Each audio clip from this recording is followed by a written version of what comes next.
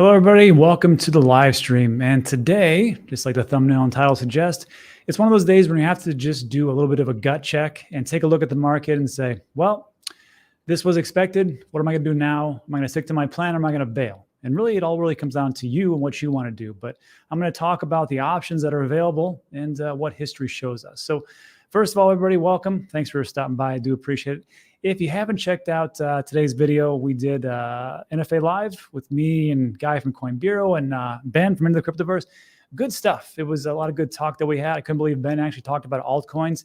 I got roped into talking about politics, which never makes anybody friends, but you can check that out. There's a link in the description, and I enjoyed this one. It was pretty good. So this is what we have today. Before we get to the market, I'm just going to let you know that it's probably going to get worse. I don't know if it's going to keep going down exponentially or if it's going to be a sideways action, a little bit of a drop down, but it's not looking good. And this is usually kind of how things play out. Now, I thought it might be a little bit better because of the ETF. We might have seen a big inflow, but that's not the case right now. But really, I'm not too concerned. However, I did see this today, and I thought it was interesting. This is from Bitcoin Archive. If you don't follow this publication, you definitely should. They've got a lot of great information over there on X. I'll link them in the description. But it comes out and says, hey, just in, Bitcoin overtakes silver to become the second biggest commodity ETF, gold at 96 billion. And this isn't total value because this is just ETF. Gold has a total market value of over, I want to say $10.5 trillion. So that's not the whole thing. But the ETF, yes, gold 96 billion, Bitcoin 27.5, and silver 11.5 billion. And that's just week one. And it sounds great, doesn't it? And it really does. Sounds good. Everybody's happy. Woo, ETF. I didn't think it was going to go through, honestly. But here we are. And what did that do for the price? Absolutely nothing. Dropped it down to the ground. And people are going to ask, why is it dropping? What's happening? What's going on? Well, it comes down to there's more sellers than there's buyers. that's really what it is. And we could talk about, the grayscale dumping and people swapping in and out and the different exchanges that are going along with the process. And, maybe there's a little bit of problems with the macro economy and people are afraid of this. And there was a post actually by Mike, and he said, hey, if you bought IBIT at the beginning, you're down 16% in a week. And I have to tell you, if you're a traditional finance player and you just got into crypto and this is your first foray into a Bitcoin ETF and you're down 16%, that is the worst year you probably have. And that's a Thursday for us. So I'm not surprised if people are unloading this or not. I just really aren't. I'm not. I think that people got into the ETF thinking that it's going to go up forever because that's what, if Fidelity's behind it and BlackRock, it should. And maybe they dabbled into on the other side for altcoins and they got wrecked over on Bitcoin at 16%. Like, I gotta get out of here. And that's just how it is. People have to learn, and that's just what it is. Now, for me personally, I just take a look at the history and just say, well, I think it's going to be all right. And to do that, I steal information from Ben's website. This is Into the Cryptoverse, links in the description. The tool I'm going to show you is free, the DCA simulation. I love using it. And if you want to sign up for the more advanced stuff, which will help you, I think. It helps me a lot. Links in the description. You get 10% off the first month. But here's the thing. I just want to show you why some people like myself are pretty calm and other people are freaking out. And it just comes down to time. Believe me, I know what you're going through. In 2017, in 2018, 2017 was a great year. 2018, I was exactly where you were. And I had gone through a nice bull run and everything was supposed to go up and everybody lied to me. And then I had YouTubers telling me that, don't worry, HODL, it's going to be all right. It's going to be fine. I was like, who the hell is this guy telling me?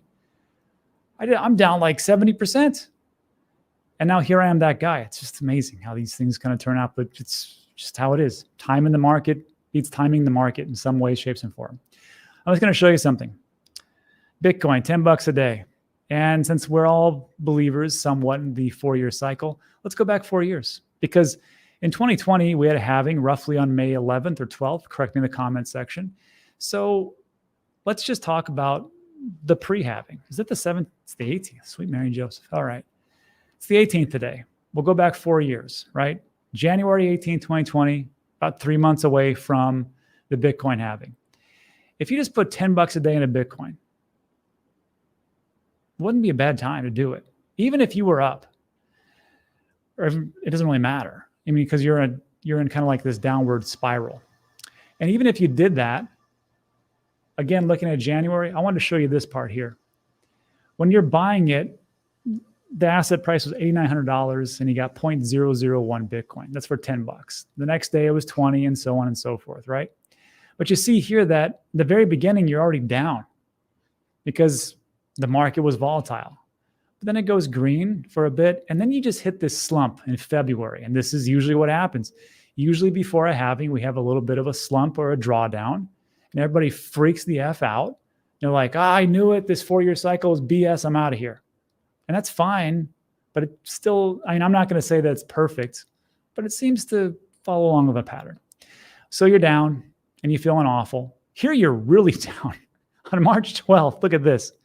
On March 12th, 2020, you bought Bitcoin at 70, almost 8,000. You thought you were a genius because it used to be 10,000 and above. It used to be 20,000. So you're like, I'm the smartest man alive.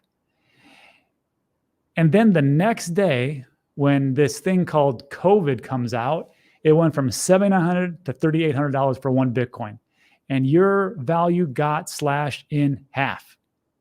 Half. And you're like, I knew it. This pandemic's going to go on forever and it's going to be awful. And you're in the red and you're sucking wind and you're hurting because you haven't been in the game that long. You just started in January, for Pete's sakes. Or maybe you even bought at the top.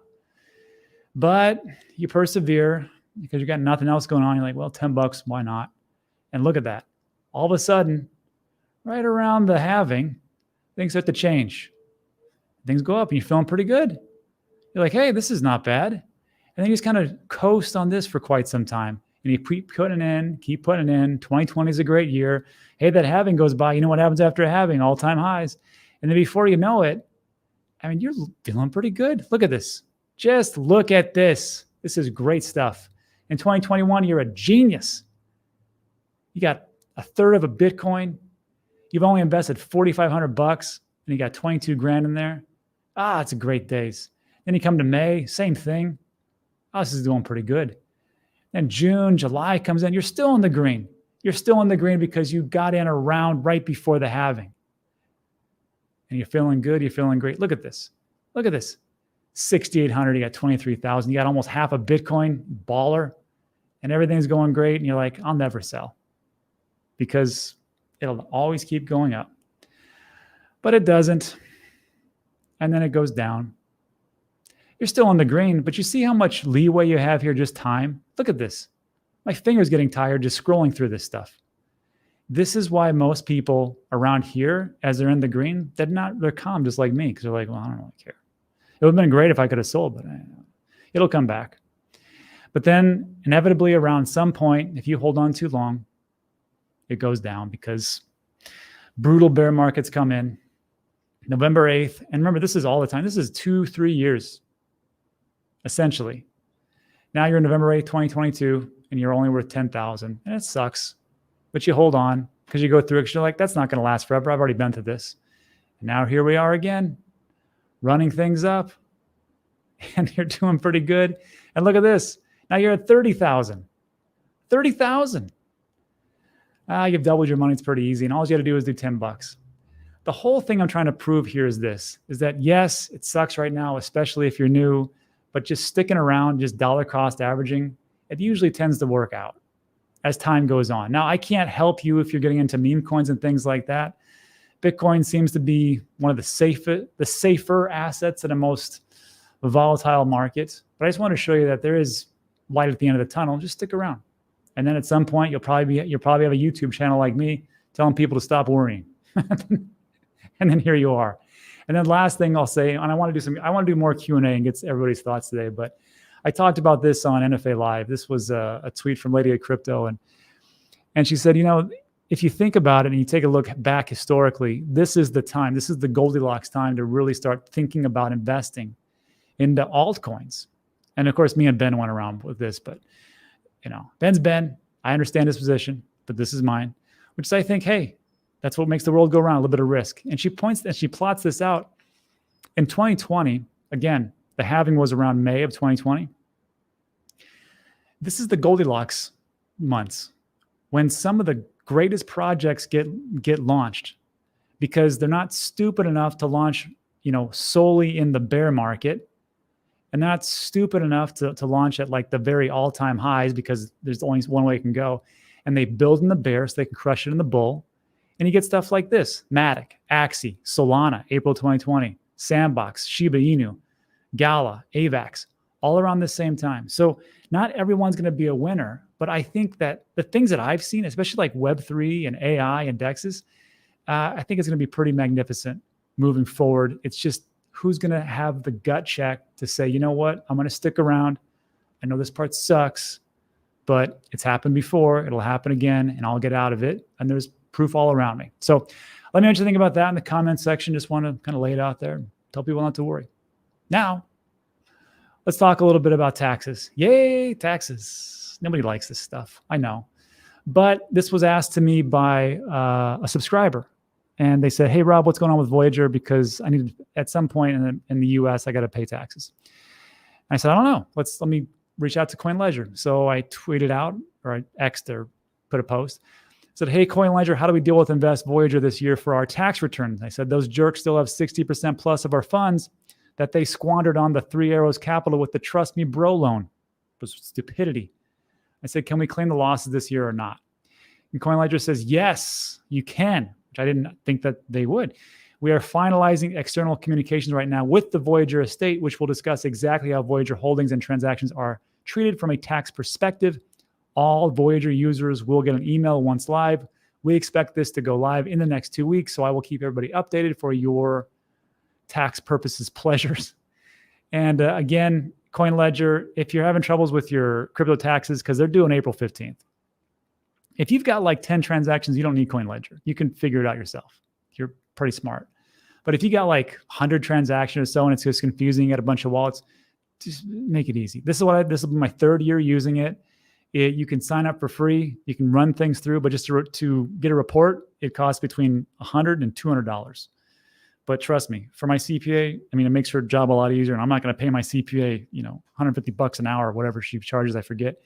When I just do it right here, just for this part, the other business or something else. And then also, as a reminder, they have a portfolio tracker going live. So join that wait list. I've already gone through it. It's pretty cool. And that part is pretty awesome. It tells you your cost-based analysis, not when's a good time to sell, but when you're up, when you're down, how much would be like short-term capital gains, how much would be long-term capital gains, and everything in between.